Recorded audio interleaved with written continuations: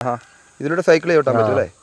Starting point ആണ്. ഇവിടെ നിന്ന് കയറി ഇങ്ങനെ റൗണ്ട് ചെയ്ത് വരും, എന്നിട്ട് അവിടെ വന്ന് കയറും. ചേട്ടാ, ഈ ജിമ്മി ചേട്ടനെ ഒരു വീഡിയോക്കകത്ത് പറയുന്നുണ്ട് ഇവിടുന്ന് കന്നിമരത്താക്കിന്റെ അടുത്തുനിന്ന് ആനേനെ കടുവ പിടിച്ചതായിട്ട് കണ്ടിട്ടുള്ളതായിട്ട്. അന്ന് എല്ലാരും കണ്ടു. അത് വലിയ ആനയാണോ?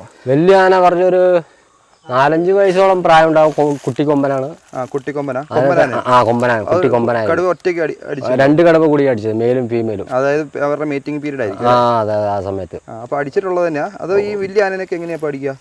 അടിക്കാ പറഞ്ഞ അതിനേക്കാളും വലിയ സൈസിന് അടിച്ചിട്ടുണ്ട് പറമ്പിക്കുളത്ത്.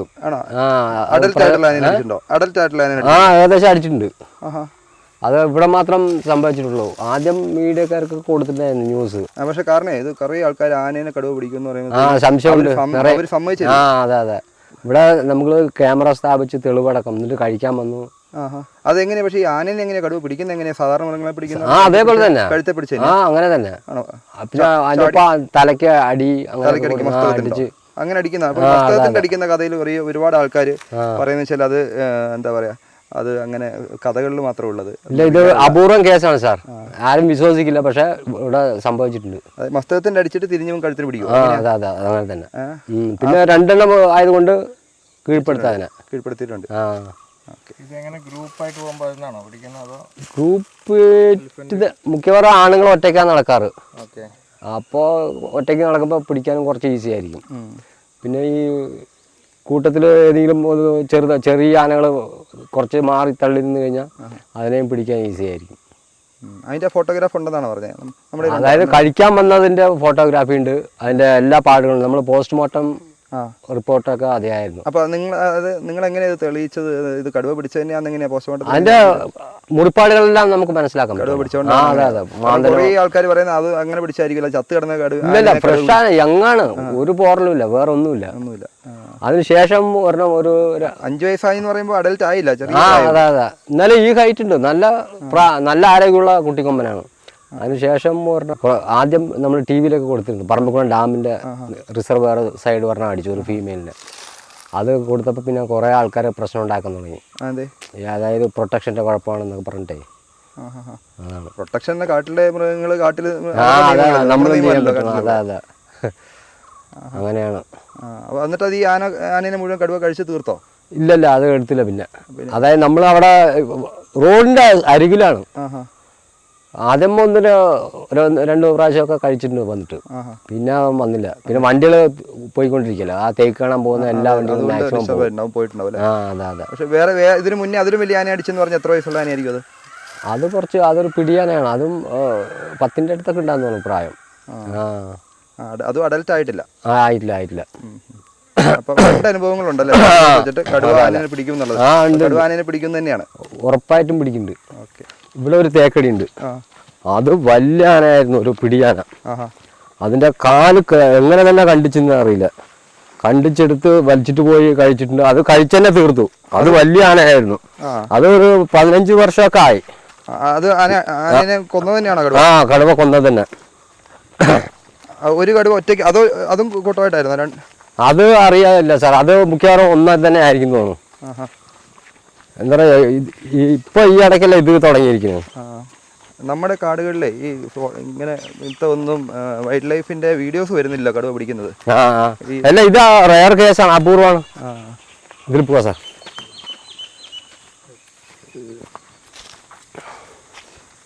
ഞങ്ങളും ആൾക്കാരോട് പറയും ആന എങ്ങനെ പിടിക്കുന്നത്, എല്ലാരും സംശയത്തോടെ തന്നെ ചോദിക്കുന്നു. ഇതുപോലെ നമ്മൾ പെരിയാർ ടൈഗർ റിസർവിൽ പോയപ്പോൾ അവിടുത്തെ ഗൈഡ് ഒരുപാട് വർഷം എക്സ്പീരിയൻസ് ഉള്ള ഗൈഡാ. അവര് കടുവ ആനേനെ പിടിക്കുന്ന അവര് കണ്ടിട്ടുള്ളത്, അതായത് കൊന്നിട്ടേക്കുന്നത് ഇതേപോലെ കണ്ടേക്കുന്നത് പറഞ്ഞിട്ടുണ്ട്. നമ്മൾ പോസ്റ്റ് ചെയ്തപ്പോൾ ഒരുപാട് നെഗറ്റീവായിട്ടാണ് അതിനെക്കുറിച്ച് പറയുന്നത്. അവർ പറയുന്നത് ഇതൊക്കെ വെറുതെ വെച്ച് കാച്ചുന്നാണോ പറയുന്നതാണെന്ന് പറഞ്ഞു.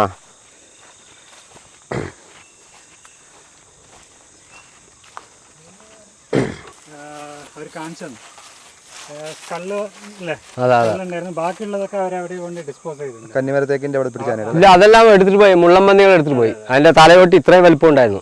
ഇപ്പൊ ഒരു ചെറിയ ഇത്രയും പീസ് അത് കിടപ്പുണ്ട്. അത് മെയിൻ ആഹാരം ഇങ്ങനത്തെ എല്ലുകൾ. എല്ലുകളാണ് ഈ കാട്ടിലെ മാൻകൊമ്പ് പൊഴി. അവന്റെ രോമം എന്ന് പറഞ്ഞ മുള്ളാണല്ലോ. ആ മുള്ളിന് ബലം കൂട്ടാൻ പറ്റും. അതായത് കാൽസ്യം പോലത്തെ ഒരു കാൽസ്യം വേണം. അതുകൊണ്ടാണ് ഇവന് ഈ തലയോട്ടി എല്ലുകൾ തലയോട്ടിയൊക്കെ തിന്നുന്നത്. അതുകൊണ്ട് പല ഫോറസ്റ്റിൽ ഈ എല്ലുകൾ എടുത്തോണ്ട് പോകാറില്ലല്ലോ. പോകില്ല. ഇപ്പൊ നമ്മൾ അത് കാടിന് വേറെ ഉപയോഗം ഉണ്ടല്ലോ, അതുകൊണ്ട് നമ്മൾ എടുക്കാറില്ല.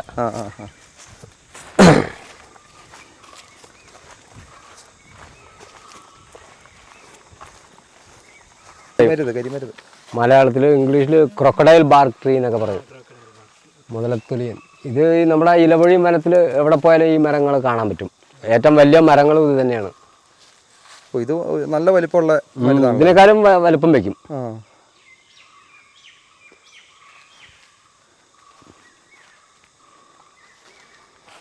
ഈ അടുത്ത ദിവസങ്ങളിൽ നമ്മുടെ ഈ റൂട്ടിൽ എന്തെങ്കിലും സ്പോട്ടിങ് ഉണ്ടായിട്ടുണ്ടോ? കഴിഞ്ഞിടയ്ക്ക് നമുക്ക് കുറേ പ്രാവശ്യം കടുവ മിസ്സായി ഈ റൂട്ടിൽ. അതായത് ഒരു 5 മിനിറ്റ് അങ്ങനെ വ്യത്യാസം ഞങ്ങളുടെ മുമ്പിൽ കൂടെ പോയിട്ടുണ്ട്. ആനയെ കിട്ടുന്നുണ്ടോ ഈ റൂട്ടിൽ ഇപ്പോൾ? ആനകളെല്ലാം മാറി കുറച്ച് അകലെയാണ്. ഇപ്പോൾ എല്ലാവിടെയും വരണ്ട് കിടക്കല്ലേ സാർ. ഒരു ഭാഗത്ത് നിന്ന് കഴിക്കാനുള്ള ഒരു ഇതുമില്ല, തീറ്റ കിട്ടില്ല. അതാണ് അവന്മാരങ്ങനെ.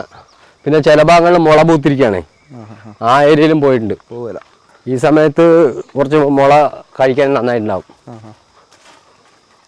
നമ്മുടെ ഈ ട്രക്കിംഗ് പാത്തിൽ ഏറ്റവും കൂടുതൽ ഇപ്പോൾ സൈറ്റിംഗ് ഈ വേനൽക്കാലത്ത് കിട്ടുന്ന ഏതാ? വേനൽക്കാലത്ത് നോർമലി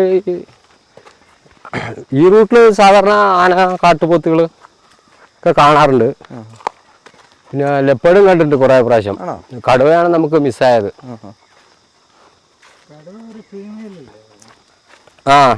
ഇതിൽ 2 ഉണ്ട് സാർ. ഒരു ഫീമെയിലും അതിൻ്റെ കൂടെ ഒരു കുഞ്ഞുണ്ട് ചെറുത്. അത് നമ്മുടെ ഇത് എലിഫന്റ് സോങ് ട്രയലാണ്. അതായത് ഇപ്പം ബെയർ പാത്തും ഈ 2 ട്രയലും അത് ഇങ്ങനെ കറങ്ങി വരും. ആ സൈഡ് സീച്ചാളി എന്ന് പറയും. സീച്ചാളി പോയിട്ട് വീണ്ടും ഈ കരിയൻചോല ഈ എലിഫന്റ് സോങ് ഭാഗത്തേക്ക് വരും. ഇല്ല, നമ്മളിവിടെ പേരൊന്നും കൊടുത്തില്ല സാർ. ഇല്ല, ഇവിടെ അങ്ങനത്തെ കൊടുത്തിട്ടില്ല. പറമ്പിക്കുളത്തുള്ള 3 ട്രക്കിംഗ് പ്രോഗ്രാമുകളിൽ നാച്ചുറൽ ഫോറസ്റ്റിൽ കൂടെ പോകുന്നത് ഇതല്ലേ ഏറ്റവും കൂടുതൽ ഉള്ളത്? അതെ, നമുക്ക് നല്ലോണം ഈ പ്ലാന്റേഷന് ഒഴിവായ ഒരു ട്രയൽ കൂടെയാണിത്. Elephant song programme. ഇതിൽ പോകുമ്പോൾ നമുക്ക് 2 ടൈപ്പ് ഫോറസ്റ്റ് കാണാം. ഇത് മോയിസ്റ്റ് ഡെസിഡ്യൂസ്, അതായത് ഇലപൊഴിയും വനം. ഇത് കുറച്ച് പോയി കഴിഞ്ഞാൽ തന്നെ നമുക്ക് എവർഗ്രീൻ ഫോറസ്റ്റ് എത്തും. അപ്പോൾ 2 ടൈപ്പ് ഫോറസ്റ്റാണ് നമ്മൾ കവർ ചെയ്യുക. അതെ. കരടിയുടെ ഡ്രോപ്പിംഗ് ഒക്കെ കിടപ്പുണ്ടല്ലോ ഇവിടെ. അവിടെ കുറച്ച് കിടപ്പുണ്ടായിരുന്നു. അപ്പൊ ഇവിടെ കരടിയുണ്ട്. കരടി പക്ഷേ ഈ പകൽ സമയത്ത് അപൂർവം കാണുള്ളൂ നമുക്ക്. അവൻ രാത്രിയാണ് ആക്റ്റീവ് ആകുന്നത്. ഇത് കുറെ കാലം മുമ്പ് മാന്തിയതാണ്, കടുവയുടെ തന്നെ. അത് എന്തിനാ കടുവ ഇത് മാന്തുന്നത്? അവന് ആ നെയിലേ അതിന്റെ ചോരക്കാലി. ചോരക്കാലി അല്ല, ഇത് ചോരക്കാലി അല്ല, ഇത് വെക്കാലി പറയും. നോർമലി ഏതെങ്കിലും മരത്തിലൊക്കെ. പിന്നെ ചില സമയത്ത് ഈ കളിമൂട് വന്നു കഴിഞ്ഞാലും ഇതുപോലെ മാന്തും അവൻ. നമ്മുടെ പൂച്ച മാന്തും. അതെ. ടെറിട്ടറി മാർക്കിംഗ് ആയിട്ട് ഇതിന് എന്തെങ്കിലും ബന്ധമുണ്ടോ? ടെറിട്ടറി മാർക്കിംഗ് എല്ലാം കൂടുതലും ഈ ഗ്രൗണ്ടിലാണ് ചെയ്യാറാവും. മൂത്രം ഒഴിക്കുമ്പോൾ ഒന്ന് മാർക്ക് ചെയ്യും. ഇതിനും പിന്നെ അത് ഉപയോഗിക്കുന്നുണ്ട്. പിന്നെ നഖം ക്ലീൻ ചെയ്യാൻ. പിന്നെ ഈ കളി മൂട് വരുമ്പോൾ ഇതുപോലെ മരത്തിൽ കയറാനും ഇങ്ങനെ മാന്താനൊക്കെ ചെയ്യും ചില മൂടുകളിൽ. അതെ, ആ സമയത്ത്. പിന്നെ ആ നെയിലൊക്കെ ചെളികളും ഇതൊക്കെ ഉണ്ടാവില്ല, അതൊന്ന് കളയാൻ വേണ്ടി. അപ്പോൾ ടെറിട്ടറി മാർക്കിങ്ങിന് ഇതിന് റോളുണ്ട്. ഉണ്ട് ഏകദേശം. അതും ഈ പറഞ്ഞ പോലെ കുറേ ആൾക്കാർ സമ്മതിച്ചു തരാത്തൊരു കാര്യമാണ്. നഖത്തിന്റെ ഇത് കളയാൻ വേണ്ടി മാത്രമാണ് ഇത് മാന്തുന്നതെന്നാണ് അവർ അവകാശപ്പെടുന്നത്. പക്ഷെ ചോരക്കാലി കുറെ കണ്ടിട്ടുണ്ട്. എല്ലാവരും ഒന്നും മാന്തിയത് ഞങ്ങൾ കണ്ടിട്ടുമില്ല. ഈ ചോരക്കാലി ഇല്ലാത്ത ഫോറസ്റ്റിലിപ്പം എന്താ ചെയ്യുക? അതാണ് പറയുന്നത്. ഇത് ചോരക്കാലിയല്ല, അതാണ്. മരത്തിലേക്കാളും കൂടുതൽ കണ്ടിട്ടുള്ളത് ഗ്രൗണ്ടിലാണ്. ജസ്റ്റ് ഒന്ന് മൂത്രം ഒഴിക്കുകയാണെങ്കിൽ കാഷ്ടിക്കുമ്പോൾ അവൻ ഇങ്ങനെ മാർക്ക് ചെയ്യും. പിന്നെ അവന്റെ മരങ്ങളിൽ അവൻ ഇത് ചെയ്യാറുണ്ടല്ലോ, സ്പ്രേ ചെയ്യും. പിന്നെ ആ സ്മെല്ല് അവിടെ തന്നെ നിൽക്കും കുറെ കാലം. അതുകൊണ്ട് മറ്റുള്ളത് വന്നാലും വേറെ കടുവ വന്നാൽ തിരിച്ചറിയാൻ പറ്റും അവന്. വേറൊരു കടുവ ആ ഏരിയ കയറി കഴിഞ്ഞാൽ ഇവർ തമ്മിൽ കൂട്ടിമുട്ടും. അടിയാവും. പിന്നെ കൂട്ടി വരെയൊക്കെ ചെയ്യും. ബ്രീഡിങ് സമയത്ത് ഒക്കെ 1, 2, 3 ഒക്കെ പറമ്പുകൾ തന്നെ 5 എണ്ണം കണ്ടിട്ടുണ്ട് ഒരു സമയത്ത്. അത് കുട്ടികളോട് കൂടിയായിരിക്കും. അതും ഏകദേശം സബ് അഡൽറ്റ് സ്റ്റേജ് ആയി, പിരിഞ്ഞു പോകേണ്ട സമയമായി. 5 എണ്ണം ഒക്കെ ഉണ്ട്. അന്നേരം മെയില് മറ്റേ ഫീമെയിലിലൂടെ അന്നേരം കൂടിയതായിരിക്കും. അതെ. 3 കുഞ്ഞുങ്ങളും 2 അടലിട്ടും. അടുത്ത മീറ്റിങ്ങിന് വന്നേ. ആ അതെ അതെ. അത് ഇതിന്റെ വായിന്നാണ് ആ സ്മെല്ല് വന്നത്, ഒരു ചീഞ്ഞ സ്മെല്ലേ. അപ്പോൾ എൻ്റെ കൂടെയുള്ള പയ്യനോട് പറഞ്ഞിട്ട് ഇവിടെ ഒരെണ്ണത്തിനെ പോലും അടിച്ചിട്ട് തോന്നുന്നു. പക്ഷെ ഇത്രയും ദൂരം ഞങ്ങൾ പോയത് എണീറ്റ് ഒറ്റ ഓട്ടം. ഇതിനേക്കാളും ഭയങ്കര പൊന്തയായിരുന്നു. കടുവേനെ കണ്ടു? കാണാൻ പറ്റില്ല, ഇങ്ങനെ ചാടിപ്പോകുമ്പോൾ അനക്കമൊക്കെ ഉണ്ടായിരുന്നു. ഇത് പോയി നോക്കുമ്പോൾ ആ വലിയ ടൈഗർ ഇത് ബേറിനെയാണ്, കരടിയുടെ കാഷ്ടത്തിലൊക്കെ കണ്ട. ഇതെല്ലാം ഈ ഉറുമ്പിൻ്റെയും ഈ ടെർമൈറ്റ്സിൻ്റെയും തലയാണ് തിളങ്ങുന്നില്ല. പിന്നെ ഈ ഫ്രൂട്ട് കിട്ടുന്ന സമയത്ത് ഫ്രൂട്ട് കഴിക്കും. പിന്നെ മുഖ്യവാറുള്ള ശാപ്പാട് അവൻ ഈ ചെവല് തന്നെയാണ്. ഈ കരടിയുടെ മുന്നിൽ പെട്ടിട്ടുണ്ടോ എപ്പോഴേലും ട്രക്കിങ്ങിൽ? നിറയെ കുടുങ്ങിയിട്ടുണ്ട്. ഇതൊരു 1 വീക്ക്. ഇപ്പോൾ ഡ്രൈ സീസണല്ല സാർ, കറക്റ്റ് അതിൻ്റെ സമയം പറയാൻ പറ്റില്ല നമുക്ക്. ചിലപ്പോൾ ഒരു ദിവസം കൊണ്ട് തന്നെ നല്ല ഡ്രൈ ആകും, അത്രയും വെയിലല്ല. കരടിയുടെ ഏറ്റവും അടുത്ത് പോയി പെട്ട് കഴിഞ്ഞാൽ നമുക്ക് കരടിയിട്ട് പൊതുവെ മൃഗങ്ങളെടുത്ത് അടുത്ത് ഒരു ഡിസ്റ്റൻസ് കഴിഞ്ഞ് പോയി പെട്ട് കഴിഞ്ഞാൽ അതൊരു എന്താ പറയുക, ആക്സിഡൻറ്റ് പോലെ തന്നെ. നമുക്കൊന്നും ചെയ്യാൻ പറ്റില്ല, നമ്മൾ കാട്ടിൽ ജീവിക്കുന്നവരായാലും ആരാണേലും. പിന്നെ നമുക്ക് ആ ഡിസ്റ്റൻസ് ആണെങ്കിൽ അവൻ്റെ വഴിക്ക് അവൻ പോകും. കരടി കുറച്ചും കൂടെ പൊട്ടനായ. അതെ അതെ. ഇത് ഏതെങ്കിലും പൊന്തയ്ക്കകത്ത് ഉറങ്ങുകയൊക്കെ ചെയ്യും.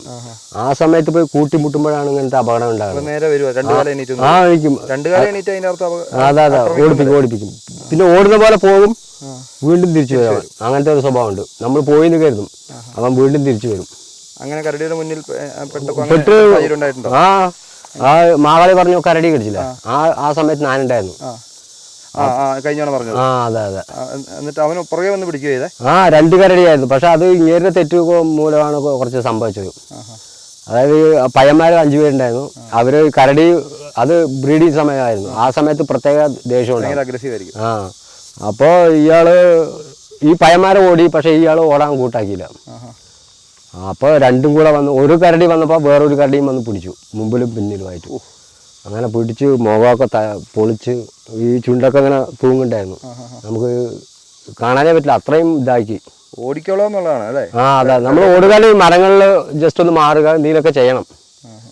പിന്നെ നമ്മൾ കുറേ ദൂരം ഓടിക്കുവോ കരടി? നമ്മളെ ഓടിക്കുവാണെങ്കിൽ കുറേ ദൂരമല്ല, അത്ര അങ്ങനെ ഓടിക്കില്ല. ഒരു ഡിസ്റ്റൻസ് വരേക്കൊക്കെ വരും. പിന്നെ നമ്മൾ ഒരു 100 മീറ്ററോ 50 മീറ്ററോ കരടിയെ കാണുകയാണെങ്കിൽ അത് അതിന്റെ വഴിക്ക് പോകും. നമ്മളൊന്നും ചെയ്യില്ല. ഈ പെട്ടെന്നുള്ള ഇത്രയും ഡിസ്റ്റൻസിലൊക്കെ കൂട്ടിമുട്ടുമ്പോൾ നമ്മളെ ശ്രദ്ധിക്കില്ല. അപ്പൊ ഇവൻ പേടിച്ചിട്ടാണ് നമ്മളെ അടിക്കുന്നതും ആക്രമിക്കുന്നത്. മാറുക, മരങ്ങളുണ്ടെങ്കിൽ ഒഴിഞ്ഞു മാറുക, എന്തെങ്കിലും ചെയ്യണം. പിന്നെ നമുക്ക് നമ്മൾ പേടിച്ച് കഴിഞ്ഞാൽ നമ്മൾ എന്ത് ചെയ്യണമെന്ന് നമുക്കൊരു ഐഡിയ കിട്ടില്ല. അതാണ്. ഗൈഡ് 10-60ഓളം സ്റ്റിച്ചാണ് ആൾക്ക് ഇട്ടത്. ഉണ്ട്, വർക്ക് ചെയ്യുന്നുണ്ട്. ഞങ്ങൾ മാകാളി എന്ന് പറയും. അങ്ങനെ ആദ്യമായിട്ട് പോകുന്നുണ്ട്. കൈയൊക്കെ പൊട്ടി, നല്ല ആരോഗ്യമുള്ള ആളാണ്. ഈ കൈയൊക്കെ പൊട്ടിച്ചത്. കരടിയുടെ നഖം അത്രയും നഖമല്ലേ?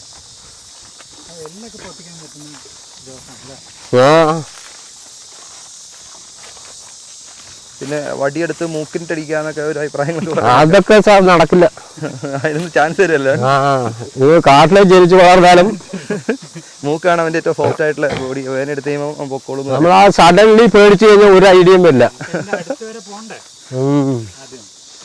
പിന്നെ കാട്ടിൽ ജനിച്ചവൻ നാട്ടിൽ ജനിച്ചവൻ ഒന്നുമില്ല, എല്ലാവരും അങ്ങനെ കുടുങ്ങിപ്പോവും. നമ്മൾ പേടിക്കണം, എല്ലാ മൃഗത്തിനെയും പേടിക്കണം. പേടിയില്ലാതെ പോകുമ്പോഴാണ് അങ്ങനത്തെ ആൾക്കാരാണ് പോയി കുടുങ്ങുന്നത് പലതിലും. ഈ സീസണിൽ ആന മൊത്തത്തിൽ കുറവാന്ന് പറഞ്ഞല്ലോ. അപ്പോൾ അത് എങ്ങോട്ടേക്കാണ് ഈ ആന വേനൽക്കാലത്ത് മൂവ് ചെയ്യുന്നത്? ഈ മാക്സിമം വെള്ളവും പച്ചപ്പുള്ള ഭാഗങ്ങളിലേക്ക് പോകും സാറാ. ഇവിടുന്ന് പോകുന്നത് എങ്ങോട്ടാണ്? ഇവിടുന്ന് തമിഴ്നാട്ടിലേക്ക് പോകാറുണ്ട് ചില ഗ്രൂപ്പ് നെല്ലിയാമ്പതി ഭാഗത്തേക്ക് പോകും. പിന്നെ വാഴച്ചാല് ഏകദേശം അടുത്തായുള്ള അങ്ങോട്ടും പോകും.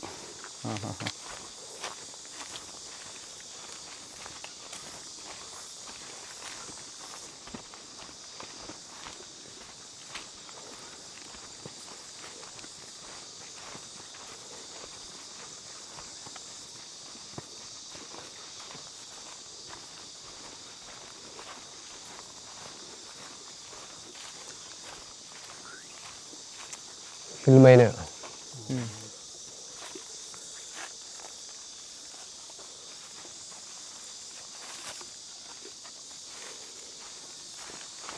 മ്ലാവിൻ്റെ ശബ്ദമുണ്ട്. അലങ്കോളല്ലേ? മ്ലാവല്ല, മ്ലാവിൻ്റെ അലങ്കോൾ. ഡ്രോങ്കോ ഉണ്ട്. ഡ്രോങ്കോ എന്ന് പറയുന്നത് ബ്ലാക്ക് ബ്ലാക്ക് അല്ലേ? പിന്നെ ലീഫ് ബേർഡ് ഇതിൻ്റെ ഇടയിൽ കൂടെ എങ്ങോട്ട് പറക്കുന്നുണ്ടായിരുന്നു.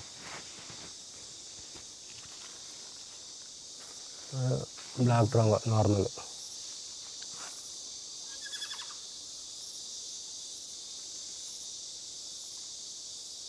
വെള്ളം ഉള്ള സമയത്തെ അങ്ങനെ ചവിട്ടി ഇതെല്ലാം ആന തന്നെയാണ്.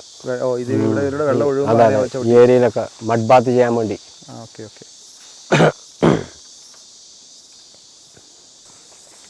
ഒരു ഫൈക്കസ് ഉണ്ട്, പിന്നെ വേറൊരു ക്ലൈംബറും ഉണ്ട്. ഇനി ഓട്ടോമാറ്റിക്കലി ആ വലിയ മരം ഒരു പീരീഡ് കഴിയുമ്പോൾ അത് ഉണങ്ങും. അത് ഈ ആലുണ്ടല്ലോ ഇങ്ങനെ ചുറ്റിപ്പിടിച്ച് ഇറുകി കൊല്ലുകയാണ്. ഇനിയിപ്പം പെട്ടെന്ന് ആ ആലിൻ്റെ മരം ടോപ്പിലെത്തിയതുവേ മെയിൻ മരത്തിന് സൺലൈറ്റ് ഒന്നും കിട്ടാതാവും. ആ സമയത്ത് അവൻ ഇങ്ങനെ പെട്ടെന്ന് തന്നെ ഉണങ്ങിപ്പോവും. ഇല്ല, അതുമ്പോഴേക്ക് ഇത് നില ഉറപ്പിക്കും ഈ ഫൈക്കസ്. സ്ട്രാങ്കിലിങ് ഫിഗർ എന്നൊക്കെ പറയുന്നത്. ഏതാ?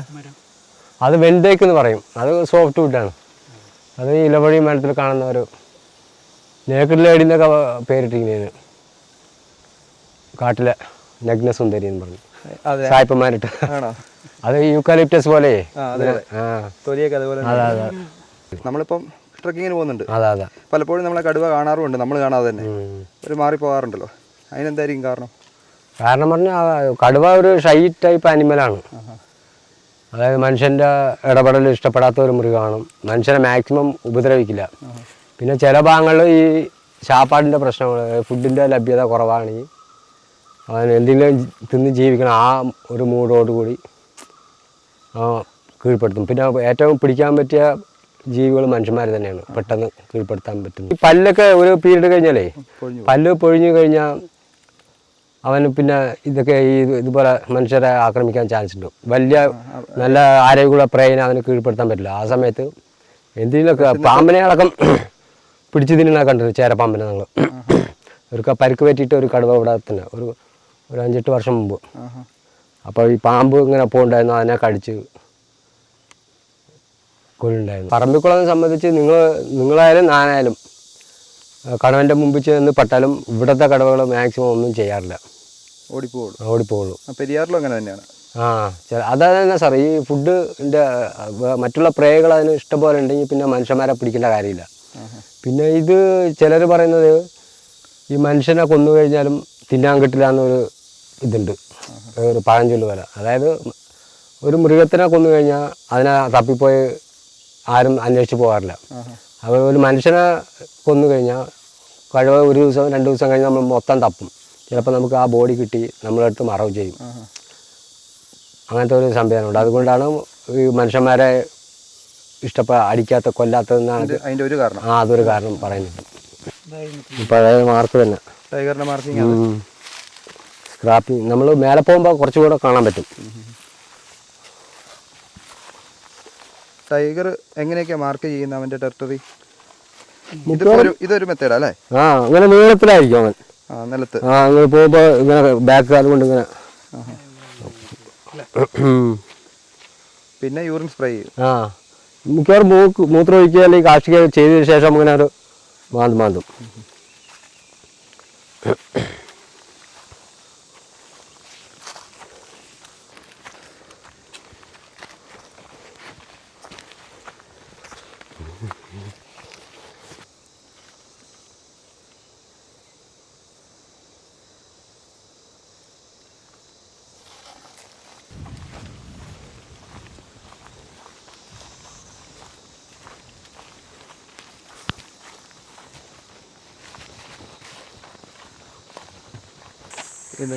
ഇതിൻ്റെ ടെൻഡർ ലീവ്സാണ്. ഈ സ്റ്റേജിൽ നമുക്ക് കറി വയ്ക്കാം.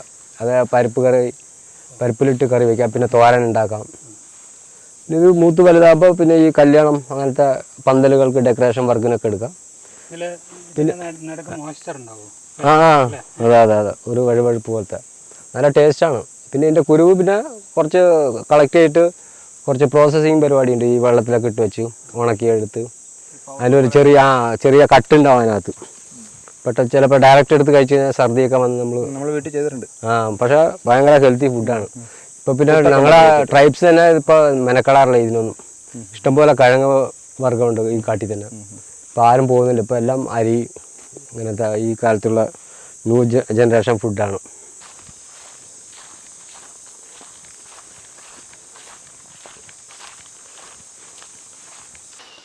ഈ മരത്തിലാണോ ലെപ്പേഡ് കയറുന്നത്? ഇതിലൊക്കെ ഈ ബ്രാഞ്ചിൽ കിടക്കും. നിങ്ങൾ കണ്ടിട്ടുണ്ടോ ഈ മരത്തിൽ വെച്ചിട്ട്?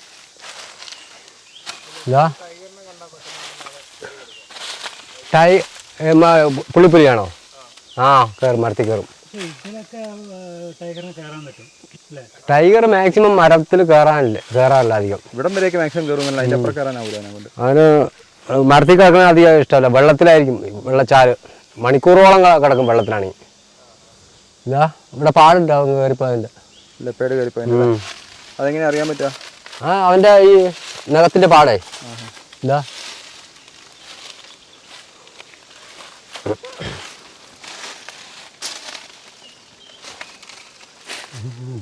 നമ്മുടെ ട്രെക്കിങ് പുരോഗമിച്ചുകൊണ്ടിരിക്കുകയാണ്. നമ്മുടെ കൂട്ടത്തിലുള്ളവരെ ഒന്ന് പരിചയപ്പെട്ടാലോ? ഇതാ നമ്മുടെ ഗൈഡായിട്ട് വന്നേക്കുന്നത് സെൽവൻ ചേട്ടനാണ്. നമ്മൾ കഴിഞ്ഞ കൊല്ലം ബിയർ പാത്ത് ട്രക്കിംഗ് ഡോട്ട് ഗ്രീനൊക്കെ നമ്മൾ ഒന്നിച്ചെടുത്തപ്പം നമ്മുടെ കൂടെ ഉണ്ടായിരുന്ന ആളാണ്. അന്ന് ടൈഗറിനെയൊക്കെ നമ്മൾ സ്പോട്ട് ചെയ്തിരുന്നു, വീഡിയോ എടുക്കാൻ പറ്റിയിട്ടുണ്ടായിരുന്നില്ല. പിന്നെ ഇതാ കൂടെയുള്ളത് ഷംസാദാണ്. ചാനൽ ട്രാവൈൽഡ് എന്നുള്ള വൈൽഡ് ലൈഫ് ചാനലുണ്ട്, ഡിസ്ക്രിപ്ഷനിൽ ചാനലിൽ ലിങ്ക് കൊടുക്കുന്നുണ്ട് കേട്ടോ. പിന്നെ ഇതാ രഞ്ജിത്ത് ബ്രോ ഇവിടെ വെച്ച് പരിചയപ്പെട്ടതാണ്. പുള്ളി ഒരു പാഷനേറ്റ് ഫോട്ടോഗ്രാഫറാണ്. അപ്പോൾ ഇത്രയും പേരാണ് നമ്മുടെ ഇന്നത്തെ ട്രക്കിങ്ങിലുള്ളത്. അപ്പോൾ ഈ ഒരു ട്രക്കിംഗ് പ്രോഗ്രാം എന്ന് പറഞ്ഞാൽ 5 പേരാണ് വേണ്ടത് ഈ എലിഫൻറ്റ് സോങ് എന്നുള്ള പ്രോഗ്രാം എടുക്കാനായിട്ട്. നമ്മൾ 3 പേരെ ഉള്ള സ്ഥിതിക്ക് 2 പേരുടെയും കൂടെ എക്സ്ട്രാ ചാർജ് അടച്ചിട്ടാണ് നമ്മൾ ഈ ട്രക്കിങ്ങിൽ നിന്ന് എടുത്തേക്കുന്നത് കേട്ടോ. സാമ്പാർ ചേട്ടൻ അടിച്ചിരിക്കുന്നു. ചിലപ്പോൾ ഇത് കുറേ പഴയത് തന്നെ സാർ. സാമ്പാർ ഡിയർ അത്ര വലിയ വിവരമില്ലാത്ത ഒരു ജന്തുവാണ്. ഇതിൻ്റെ മണം കിട്ടിയാൽ തന്നെ നിലവിളിക്കാൻ തുടങ്ങും. അപ്പോൾ പിടിക്കാൻ ഈസി ആയിരിക്കും. അത് ഏത് ഡയറക്ഷനിലാണ് ഇവൻ അടുത്ത് പോകുന്നതോറും അവൻ ശബ്ദം കൂട്ടിക്കൊണ്ടേയിരിക്കും. പോയി പിടിക്കാൻ ഈസിയാണ്. പിന്നെ ഈ കാട്ടുപട്ടികളെ അതേപോലെ കണ്ടു കഴിഞ്ഞാൽ ചിലപ്പോൾ രക്ഷപ്പെടാം. ഈ മ്ലാവ് ഓടില്ല. അവിടെ നിന്ന് ചിലപ്പോൾ തിരിഞ്ഞ് കൈകാലൊക്കെ അടിക്കും. ഞാൻ അടിക്കുമ്പോൾ എന്താണ് ഇവനെ ഓടിപ്പിടിക്കാൻ വൈൽഡ് ഡോഗിന് പറ്റുമല്ലോ. എന്നാലും സാർ കുറേ ഓടിക്കഴിഞ്ഞാൽ ഇവ ഈ കുഴമ്പുണ്ടല്ലോ, കുഴമ്പ് ഇങ്ങനെ വികസിക്കുമ്പോൾ അവന് വേദന തുടങ്ങി. അപ്പോൾ വേഗതയും കുറേ ഓട്ടത്തിൻ്റെ. അപ്പോൾ വൈൽഡ് ഡോഗ്സ് പിടിക്കും, ഈസിയായിട്ട് പിടിക്കുക. അതാണ് ഈ ഇരട്ടക്കുഴമ്പ് തന്നെ കുറേ ഓടിപ്പിച്ചാൽ ഇതുപോലെ സംഭവിക്കും. അതിൻ്റെ കുഴമ്പ് വിരിഞ്ഞിട്ടേ ആ സമയത്ത് ഇവന് ആദ്യമായി പിടിക്കല്ലേ കണ്ണങ്ങനെ പിടിച്ചിങ്ങനെ തൂങ്ങി നിൽക്കുന്ന ഞാൻ കണ്ടിട്ടുണ്ട്. അത് ഭയങ്കര എന്താ പറയാ, ഈ ക്രൂരമായിട്ടുള്ള ഒരു ജീവനോടെ പറിച്ച് തിന്നുകയല്ലേ. അതായത് ഇവര് ഗ്രൂപ്പും പിന്നെ പെട്ടെന്ന് എനിക്ക് കിട്ടണം പറഞ്ഞിട്ടേ കിട്ടി അവിടെ അവൻ പറിച്ച് തിന്നും. 2 മണിക്കൂർ കൊണ്ട് അവർ മുഴുവൻ തിന്നു തീർക്കും. 2 മണിക്കൂർ വേണ്ട സാർ, വേണ്ട. അതിന് മുമ്പ് അവൻ തീർക്കും. ഈ റൂട്ടിൽ അവൻ പോക്കുണ്ട്.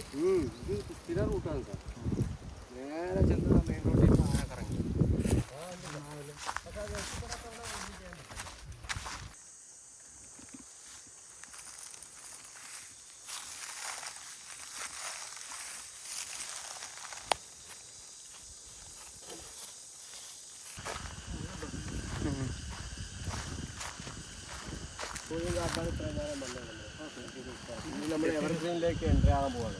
അതിന്റെ ലക്ഷ്യം തന്നെയാണ് ഈ ചീവീടുകളുടെ ശബ്ദം. ചെവിയുടെ ശബ്ദം ഇത്ര നേരം ഉണ്ടായിരുന്നില്ല. അപ്പോൾ ഈ ചീവീടുകൾ ഇലപൊഴിയും കാടുകളിൽ ഉണ്ടാവില്ല. അതുപോലെ എവർഗ്രീൻ ഫോറസ്റ്റിലേക്കായിരിക്കും ഉണ്ടാവുക. നമ്മളെന്താണ് എവർഗ്രീൻ ഫോറസ്റ്റിലേക്ക് കയറാൻ പോകണേ. ഉണ്ടോ മുമ്പിലേക്ക് ഉണ്ടോ നല്ല പച്ചപ്പുള്ള ഏരിയ.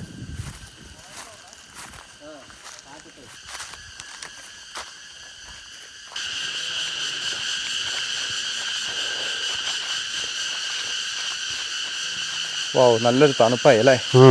എനിക്ക് എവർഗ്രീനിലേക്ക് കയറിയപ്പോൾ തന്നെ കണ്ടില്ലേ, എന്നാ ചേഞ്ച് അല്ലേ, എ സിക്കകത്ത് കയറിയതായി. Oh super.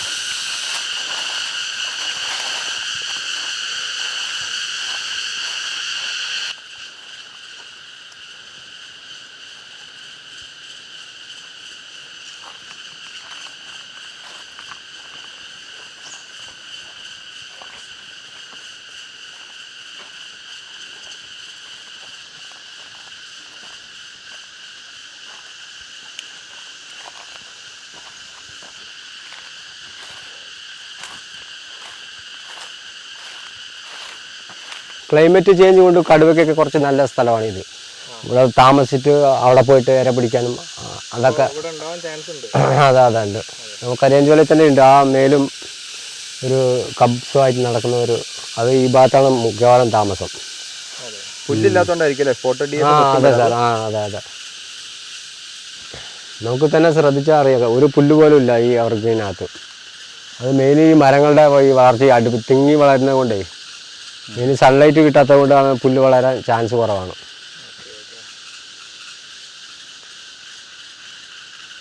പിന്നെ ഇവിടെ നോർമലി ഡിഫറെൻറ്റ് ഈ പിറ്റ് വൈപ്പർ പോലെ ഡിഫറെൻറ്റ് സ്നേക്കുകളൊക്കെ കാണാറുണ്ട്. അതുപോലെ ബേഡ്സുകൾ അങ്ങനെയുള്ള സാധനങ്ങളൊക്കെ കൂടുതൽ കുറച്ച് കളർഫുള്ളായ ഈ ബട്ടർഫ്ലൈസുകളൊക്കെ കാണാറുണ്ട്.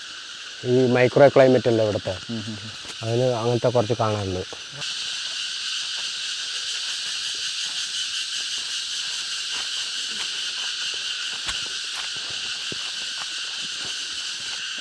അങ്ങനെ കെട്ടിവെക്കുന്നതിന് എന്താ പേര് പറയാ? ബ്രഷ് വുഡ് ചെക്ക് ഡാം എന്നൊക്കെ പറയുന്നത്. ബ്രഷ് വുഡ് ചെക്ക് ഡാം അല്ലേ? തടി വെച്ച് തന്നെ ഉപയോഗിക്കില്ല. അതെ അതെ.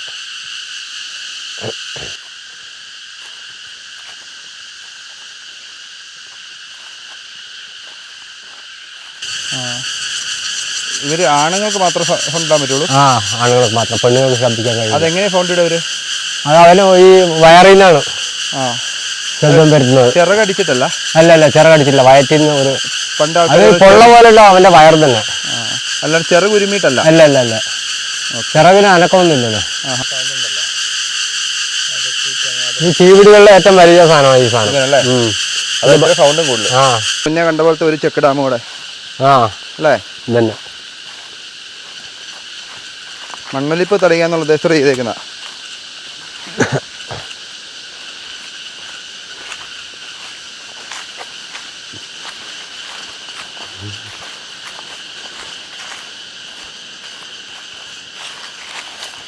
താഴോട്ട് വേര് ഇറക്കാറില്ല. എവർഗ്രീൻ ഫോറസ്റ്റ് ഇവിടെ ആൾമോസ്റ്റ് എപ്പോഴും വെറ്റായിരിക്കും ഇവിടെ മണ്ണ്. അപ്പോൾ വേര് താഴോട്ട് ഇറക്കേണ്ട കാര്യമില്ല. അപ്പോൾ ഇവന്മാര് ഇവിടുത്തെ മരങ്ങളുടെ ഹൈറ്റും കൂടുതലല്ലേ, അപ്പോൾ അതിൻ്റെ ഒരു താങ്ങി നിർത്താൻ ഒരു സപ്പോർട്ടിന് വേണ്ടിയിട്ടാണ് ഇങ്ങനത്തെ ഒരു നിർമ്മിതി. ഈ ബട്ടർസ് റൂട്ട് എന്നാണ് ഇതിനെ പറയുക. കണ്ടല്ലേ, നാല് സൈഡും ഉണ്ട്. അപ്പോൾ മരത്തിന് ഓരോ ഉറപ്പുമായി. അപ്പോൾ ഈ ബട്ടർസ് റൂട്ട് നമുക്ക് മിക്കവാറും നമ്മൾ സ്റ്റാർട്ട് ചെയ്ത ഫോറസ്റ്റിനകത്ത് ഉണ്ടാവില്ല. അത് ഡെസിഡസ് ഫോറസ്റ്റിനകത്ത് കാണാൻ പറ്റില്ല. അവിടെ ഈർപ്പം കുറവായതുകൊണ്ട് വേരുകൾ നേരെ താഴോട്ടാണ് പോകുന്നത്. കറക്റ്റ്. കൂടുതൽ വെള്ളം അതെ വെള്ളവും വളവും. ഇവിടെ പിന്നെ അതിൻ്റെ പ്രശ്നമില്ല. ഇവിടെ എപ്പോഴും മോയ്ച്ചറായിരിക്കും, വെറ്റായിരിക്കും. ഈ മരത്തിൻ്റെ പേരെന്നാ? ഒരു എവർഗ്രീൻ സ്പീസസ് ആണ് സാർ. ഇവിടെ ഇത് സ്പീസസ് വൈസ് കണ്ടുപിടിക്കാൻ നമുക്ക് കുറേ ബുദ്ധിമുട്ടാണ്. ഓക്കെ.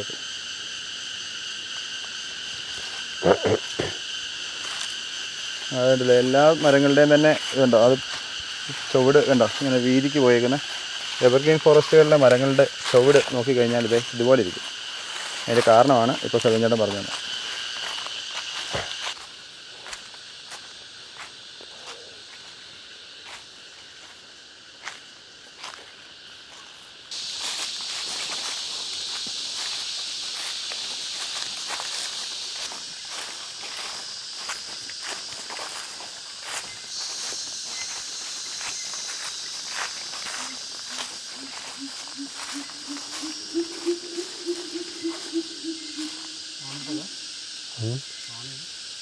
നമ്മളെ ശബ്ദം കേട്ടിട്ടുണ്ടാവും.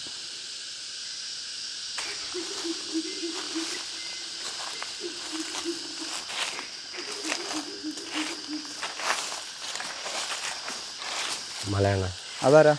മലയാളാണ്. ലങ്കൂറും മലയാളം എല്ലാവരും അറിയിക്കുന്നെന്ന് തോന്നുന്നു അല്ലേ? മനുഷ്യൻ കാട്ടിക്കയറിയാൽ അതെ നമ്മുടെ ശബ്ദം അവർ അറിഞ്ഞു. അതെ, അമ്മാരാ ജ്യൂസ് വലിച്ചെടുക്കുക, ഈർപ്പം. അതിനെന്താ പറയുക? മഡ് ബട്ട്ലിങ്. എല്ലാ ടൈപ്പ് ബട്ടർഫ്ലൈയും ഉണ്ടാകും. ഇപ്പോൾ അതിൽ ബ്ലൂ ബോട്ടിൽ പറഞ്ഞ സാധനമാണ് കുറച്ച് കൂടുതലായിട്ടുള്ളത്. സ്മെല്ല് വരുന്നുണ്ട്. മറ്റേ കടുവയുടെ ആ മൂത്രത്തിന് സ്മെല്ല് കിട്ടുന്നുണ്ടോ? ഒരു സ്മെല്ല്.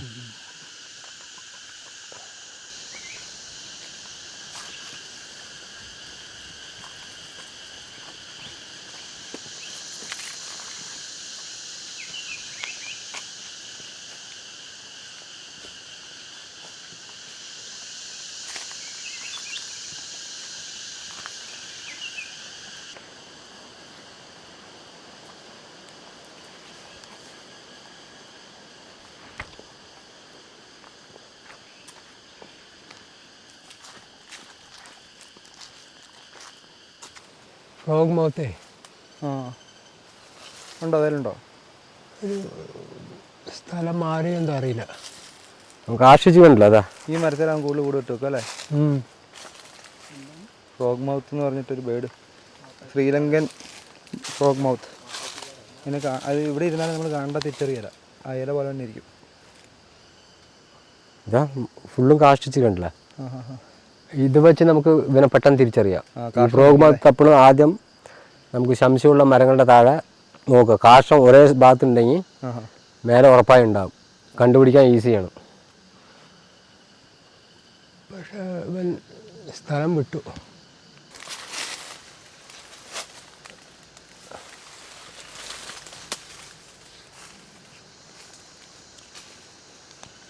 ഇതാ പുല്ലും കഴിച്ചിട്ടുണ്ട്. ഇതാ കടുവയ്ക്ക് വയറിളക്കം പിടിച്ച ഈ സ്റ്റേജിലാകുമ്പോഴാ പുല്ല് കഴിക്കുന്നത്. ഓ വയറിന്റെ ഇത് ക്ലിയർ ആക്കാൻ വേണ്ടി. നമ്മുടെ പൂച്ചയൊക്കെ പോലെ തന്നെ. കരുകപ്പുല്ലെന്നല്ല പറയുന്നത്. അതൊരു ഒന്ന് വള്ളിപ്പുല്ലുണ്ട്, അതിൽ കുറച്ച് രോമ മൃതമായ ഒരു പുല്ലുണ്ട്, അതാണ് കൂടുതൽ കഴിക്കുക. അരം പോലെയുള്ള അതെ അതെ. ഉണ്ട് ആശ നമ്മളെ നോക്കി കിടക്കണ്ട എവിടെയെങ്കിലും. കാര്യമായ സൈറ്റിങ് ഒന്നും തന്നെ ഉണ്ടായില്ലെങ്കിലും സെൽവൻ ചേട്ടനെ പോലെ എക്സ്പീരിയൻസ്ഡ് ആയ ഒരു ഗൈഡിൻ്റെ കൂടെ ഇതേപോലെ കാട്ടിക്കൂടെ നടന്ന് കാട്ടിലെ കഥകളെല്ലാം കേട്ട് അങ്ങനെ ഒരു ട്രക്കിങ് നടത്തുക എന്നുള്ളത് വേറിട്ട അനുഭവം തന്നെയാണ്. അപ്പോൾ പറമ്പിക്കുളത്ത് 3 ട്രക്കിംഗ് പ്രോഗ്രാംസ് ആണുള്ളത്. അതിലെ എലിഫൻറ്റ് സോങ് എന്നുള്ള പ്രോഗ്രാമിലാണ് നമ്മളുള്ളത്. ഇത് കൂടാതെ ബിയർ പാത്ത് ട്രക്കിംഗ് ട്രെയിലും ഉണ്ട്, അതുപോലെ പക്മാർക്ക് ട്രെയിലും ഉണ്ട്. അപ്പോൾ നമ്മുടെ ഈ ട്രക്കിംഗ് വീഡിയോ നിങ്ങൾക്ക് ഇഷ്ടപ്പെട്ടു എന്ന് തന്നെയാണ് വിശ്വസിക്കുന്നത്. ഇഷ്ടപ്പെട്ട് കഴിഞ്ഞാൽ ലൈക്കും ഷെയറൊക്കെ തന്നെ സപ്പോർട്ട് ചെയ്യുക. പുതിയൊരു വീഡിയോ വരുന്നുണ്ട് കേട്ടോ. നമ്മൾ സെൽവൻ ചേട്ടൻ്റെ എക്സ്പീരിയൻസ് കാർഡ് അറിവുകളൊക്കെ ആയിട്ടുള്ള വേറൊരു വീഡിയോ സെപ്പറേറ്റ് ആയിട്ട് തന്നെ വരുന്നുണ്ട്. അപ്പോൾ നമ്മുടെ പുതിയ വീഡിയോ ഒക്കെ ആയിട്ട് വരുന്നതിന് വരെ എല്ലാ കൂട്ടുകാർക്കും ബൈ.